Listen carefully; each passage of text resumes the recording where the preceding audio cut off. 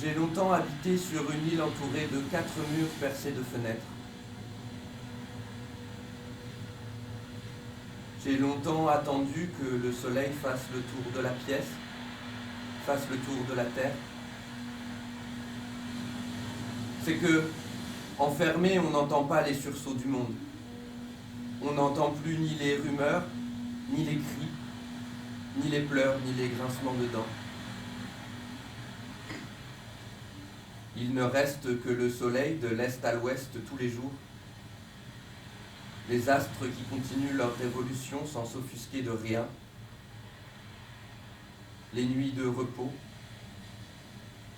les cloches qui sonnent les heures, loin.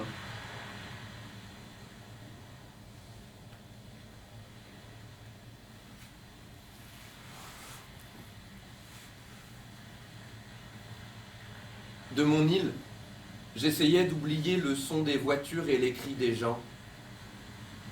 J'essayais d'oublier les rires et la vie qui gonflait dans la rue, en bas.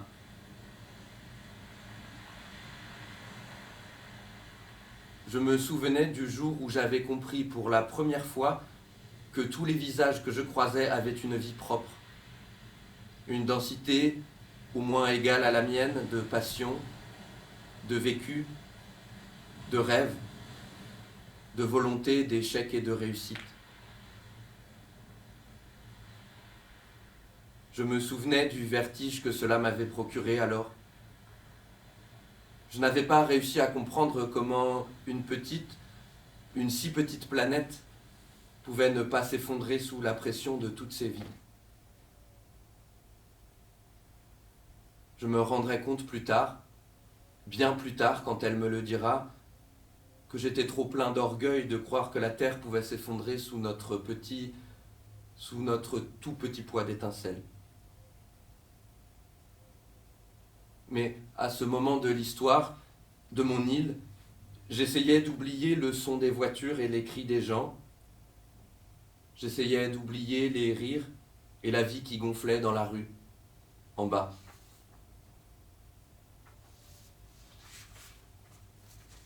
J'essayais de laisser mon cœur se reposer un peu, un temps au moins, ou peut-être plus longtemps.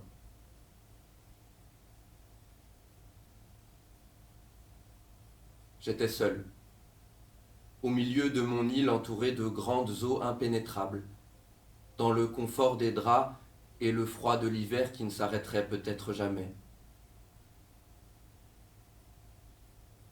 J'avais quitté le monde, bien décidé, et pour moi il ne restait que le chant des oiseaux, le son de ma propre respiration, les battements de mon cœur,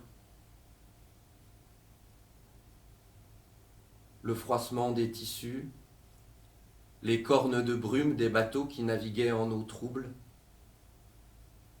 des racines dans l'évier, le son des bulles dans l'eau du riz, l'odeur du thé, des embruns parfois, le souvenir de l'odeur des fleurs sauvages dans la montagne, l'eau qui coulait sur mon corps, le soleil qui le séchait, la pluie qui faisait ressortir les sentiments enfouis et les manques, les nuages qui diffractaient la lumière et les souvenirs, le temps en bas, le temps haut, le temps qui ralentissait à l'extrême, le temps interminablement, seconde après seconde, interminablement, chaque fraction ressentie, interminablement, l'ennui.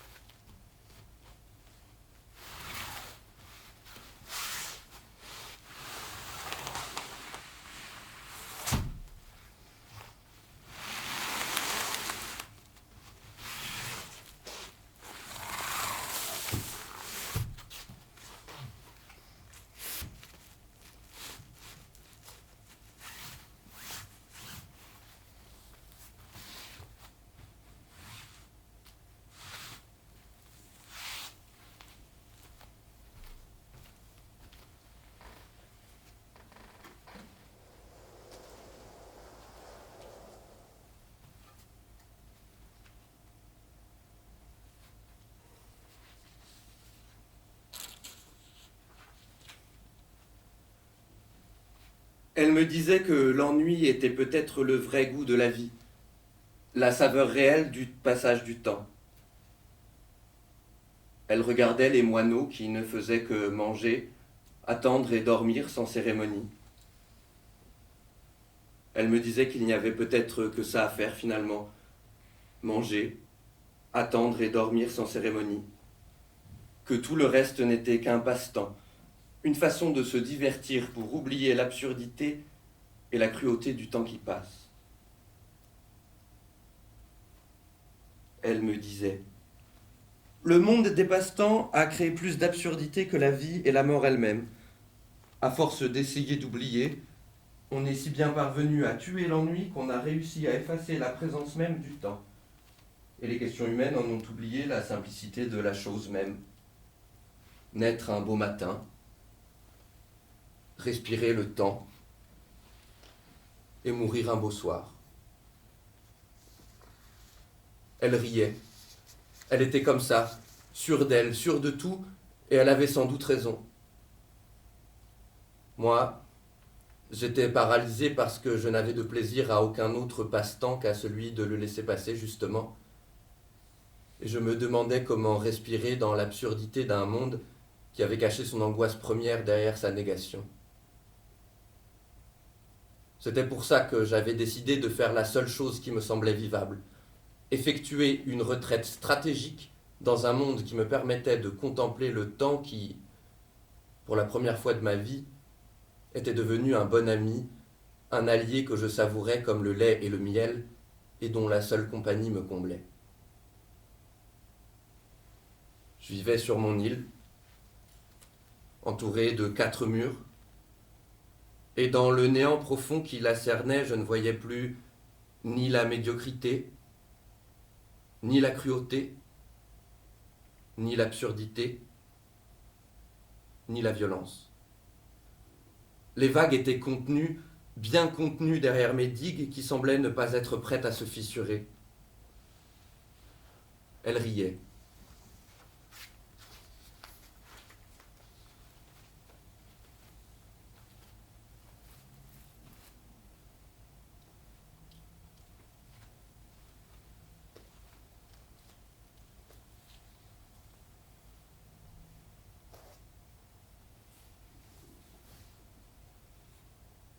Elle me parlait des femmes de la cour impériale japonaise de l'époque Heian, enfermées dans leur palais sans pouvoir en sortir. Elle me parlait des femmes de la cour impériale japonaise de l'époque Heian qui avaient porté l'ennui à son paroxysme et qui célébraient en poèmes et en cérémonies le passage des 72 saisons. Harukaze kori wo toku. Le vent de l'Est fait fondre les glaces. Hugui sunak. Les créatures endormies tressaillent. Wokohori wo izuru. Les poissons remontent le courant. Tsuchi no shou huru o yokoro. La terre est humide. Kasumi hajimete tanabiku. Flottent les premières brumes. Elle me récitait leurs noms jusqu'à ce que la nuit s'épaississe et nous prenne en entier. Je m'endormais dans des temps métaphoriques qui s'ouvraient sur de nouveaux territoires à explorer chaque nuit. Je m'endormais dans la poésie d'un monde et d'un langage dont je n'entendais plus que la beauté. Momo hajimete saku. Les pruniers fleurissent. Namushichou ni naru. Les chenilles se font papillons. Suzume hajimete suku. Les moineaux commencent à nicher. Kaminari, sunawachi koe o asu. Le tonnerre chante au lointain.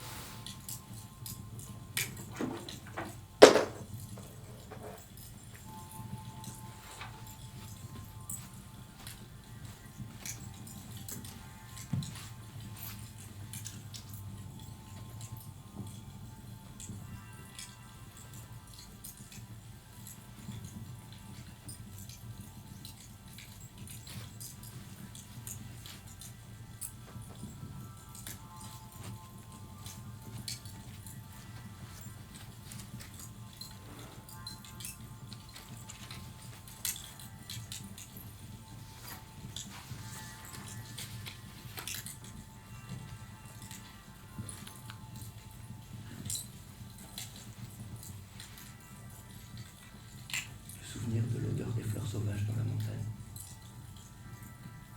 Est-ce que tu te souviens des matins d'herbes coupées et de tiges d'aquil séchées, du sol tendre sous nos fesses, de l'arôme du buis? Est-ce que tu te souviens de l'odeur du schiste vert dans tes narines, de celle du sable et des écorces, de la mer et des fleurs, de la vase, de la tourbe et du pétrole? Est-ce que tu te souviens du trèfle, du tilleul, du narcisse, de la myrte et de l'anthorium rouge? Est-ce que tu te souviens, encore avant, de notre première aube, blanche, aveuglante de tant de promesses qu'elle en était incompréhensible? Est-ce que tu te souviens de l'eau dans les yeux qui t'empêche de voir, du moment où les poches se sont percées, où l'eau a coulé sur tes joues et où ton regard s'est ouvert? Te souviens-tu du son des pollens, de la sensation des galets dans la mer, de l'odeur des milliers d'insectes sur les plages, les plaines et les plateaux? Te souviens-tu du monde qui continue de bruisser et d'exister dans des langues que nous ne comprenons pas? Te souviens-tu?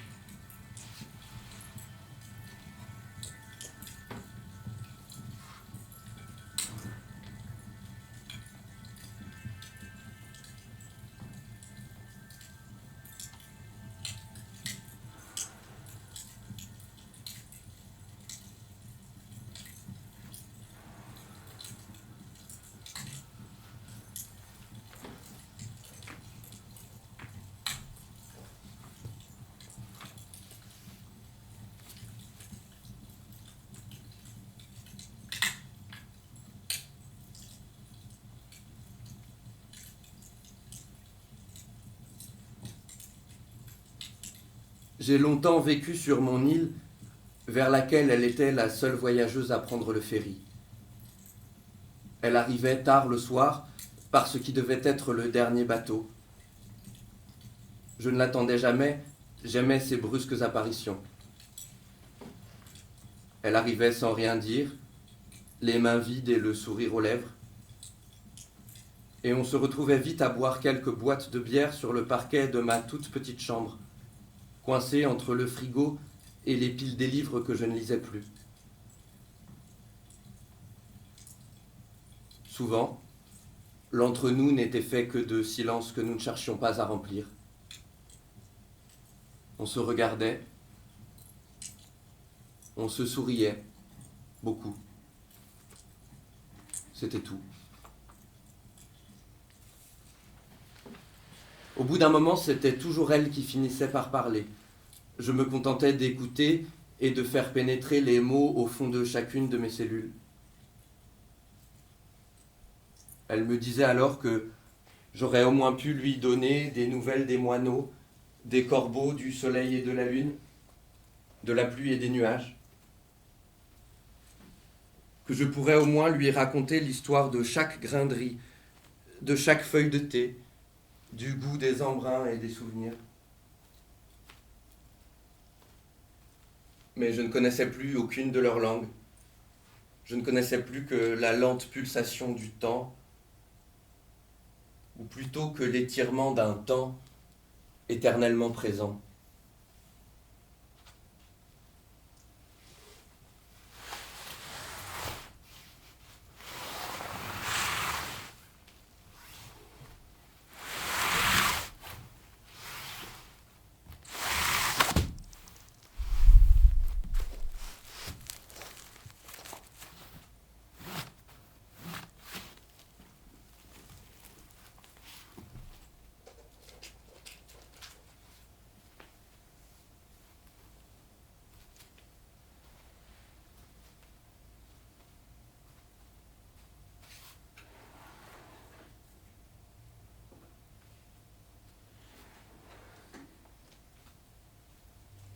Alors parfois, Elle me faisait sortir sur le parapet, devant la fenêtre au sud. Un petit espace en béton sur lequel nous avions juste la place de nous asseoir. Le froid me prenait vite.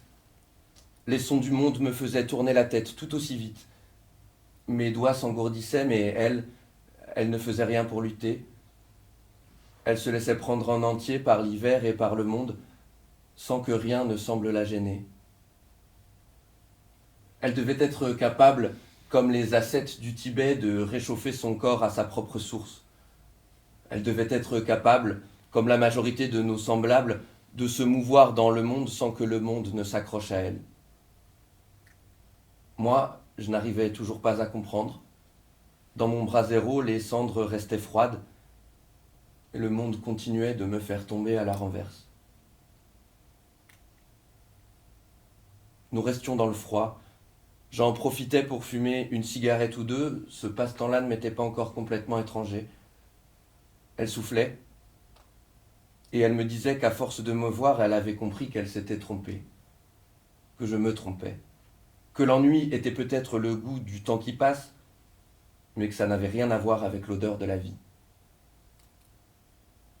D'ailleurs, elle m'assurait avoir vu le matin même un moineau rire en piaillant dans une flaque d'eau. Elle disait qu'il était touchant d'avoir pu s'asseoir comme un moine, d'avoir pu ressentir un moment le temps du présent éternel qui passe sans cérémonie, mais que nous, nous étions bien autre chose, tout le contraire de l'éternité, et que c'était fondamentalement, elle utilisait souvent ce mot, fondamentalement plus intéressant. Elle me disait que si le décompte des heures n'était qu'une invention productiviste, il y avait là derrière quelque chose de fondamentalement, intrinsèquement, sublimement humain. Il y avait dans le découpage du temps une vérité intense qu'il nous fallait ne pas oublier. Elle était comme ça. Elle changeait d'avis tout le temps. Elle disait qu'elle essayait sans cesse de se réajuster au monde. Et c'était encore un mot que moi, je ne comprenais pas. Elle disait: bien avant que le temps ne devienne des heures et des secondes, bien avant que l'être humain ne le rationalise, il y avait déjà là quelque chose, une observation profonde qui nous avait amené à comprendre que le temps avait un battement. Pas mathématique, pas forcément égal, pas forcément rythmé, mais plein de cassures. Il est là, et tout d'un coup, un écart apparaît. Il y a eu l'avant, il y a un après, et l'être humain découvre le temps, le souvenir, les projections et les déplacements incessants qui vont avec. Dégagé de la pesanteur, l'être humain est devenu un voyageur du temps.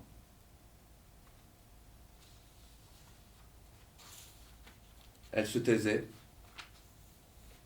souvent, de plus en plus.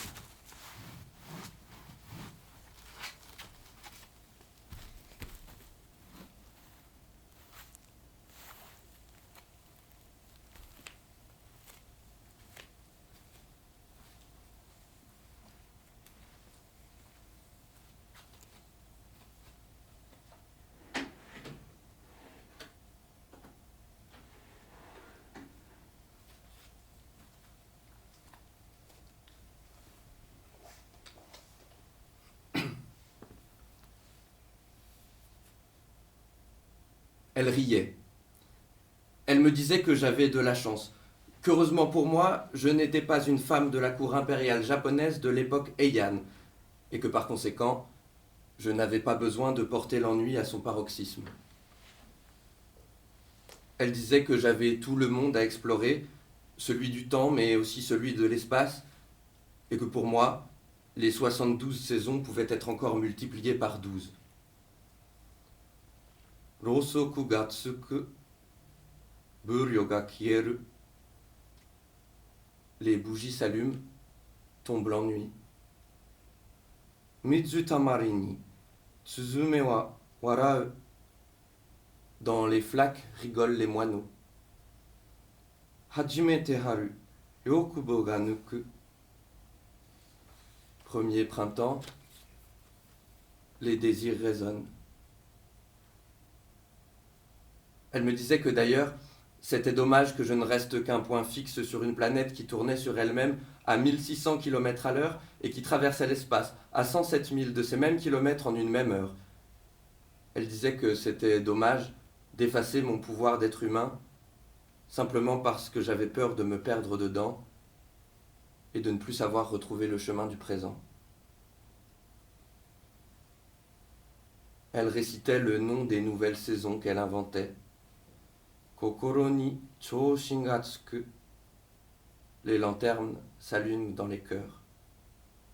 Party ato ni hatama wa homoe. Les têtes lourdes après la fête. Mimi naka ni hajimete nikko. Premier rayon de soleil dans l'oreille.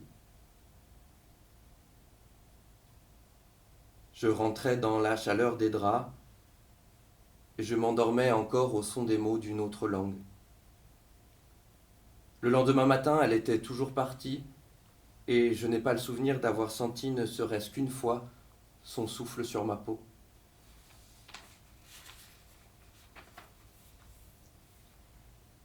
J'ai longtemps vécu sur une île vers laquelle elle était la seule voyageuse à prendre le ferry. Je ne savais jamais quand elle allait venir, ni même si elle allait revenir. Le pilote du ferry ne devait pas être des plus fiables. Un soir de solitude, j'ai repris un roman de Soseki sur la pile des romans de Soseki. Hibachi no hae ga kakayaku. Les cendres du brasero rougeois.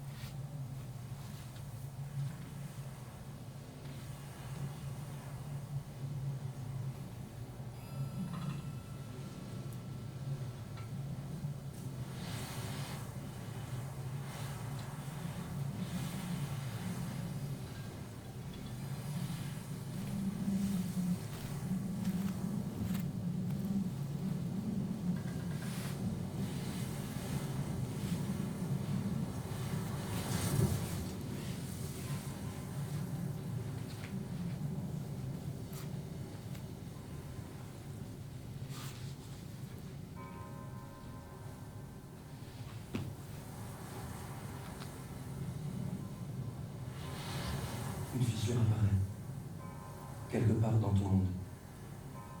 Parfois violente, un éclair dans un ciel clair. Parfois, un pli dans un drap, une fleur cueillie, une feuille qui tombe, une lettre qui arrive, un visage que l'on croise, une épaule entreaperçue. Te souviens-tu? Te souviens-tu de ce rien du premier regard? Te souviens-tu de la brèche dans la digue des certitudes quotidiennes? Un rien ou un tout, mais soudain une possibilité émerge. Une nouveauté impossible à envisager en amont. Une fissure apparaît, quelque part. Un cri, un regard, un sentiment, le sang qui afflue, la tête qui se vide. Un avant, un après. Soudain apparaît la cassure du temps. Soudain, c'est un écart possible de quelques dixièmes de degré dans le tissu de la réalité. Parfois, un pli dans un drap. Un écart apparaît, quelque part.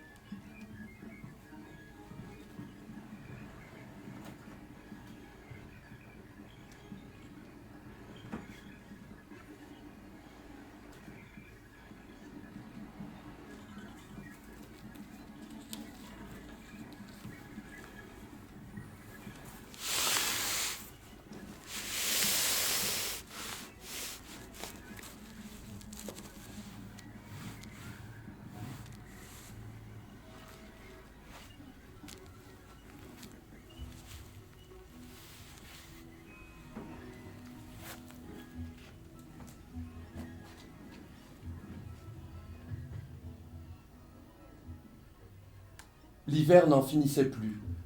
Les nuits longues comme le monde n'en finissaient plus. Le ferry continuait ses allers-retours avec elle à son bord. On continuait de vider les boîtes de bière. Le fond de l'air apportait-il des nouvelles de la rumeur du monde? Le fond de l'air se réchauffait-il un peu? Je n'ai pas souvenir de l'avoir remarqué, mais maintenant que tu le dis, peut-être. Peut-être que oui, les choses étaient en train de changer. Les énergies en mutation s'approchaient sans doute du point de rupture.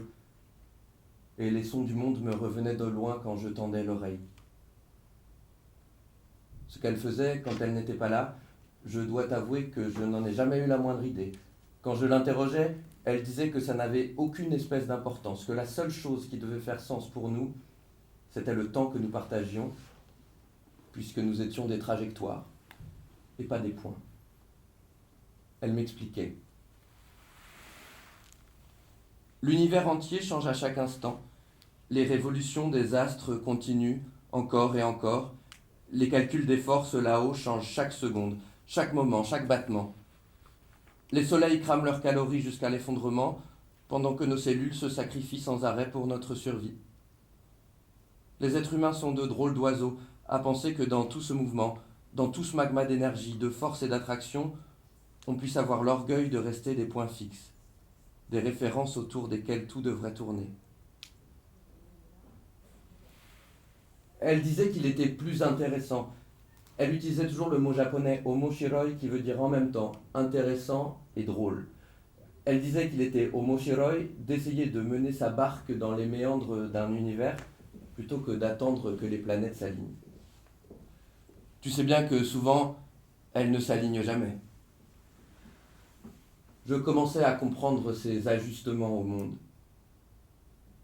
Elle me disait encore et encore que l'être humain était une trajectoire et non un point. Je te demande pardon d'insister, mais c'était là ces mots. Si souvent, elle disait que nous étions tous une trajectoire avec un début et une fin. Une simple étincelle entre deux amorces noires. Elle me disait que nous étions comme la queue d'une comète qui traversait un pli du temps. Elle me disait que nous étions les fils qui cousaient la grande couverture de la petite histoire de l'humanité dont personne ne se souviendrait, mais que ce n'était pas une raison pour ne pas la vivre, l'histoire. Elle m'assurait que connaître le battement du présent était une belle affaire, une très belle affaire puisqu'elle nous rapprochait de la nature de l'univers, mais elle était sûre qu'il fallait aussi, et même surtout, nous rapprocher de nous-mêmes.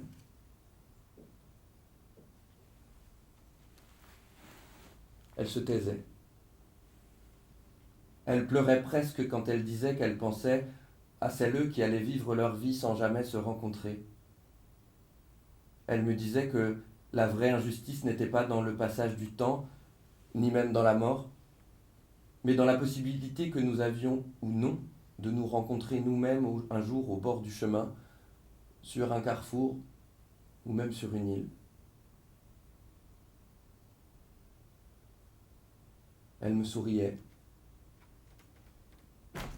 Elle posait sa tête sur mon épaule, et je la découvrais vulnérable.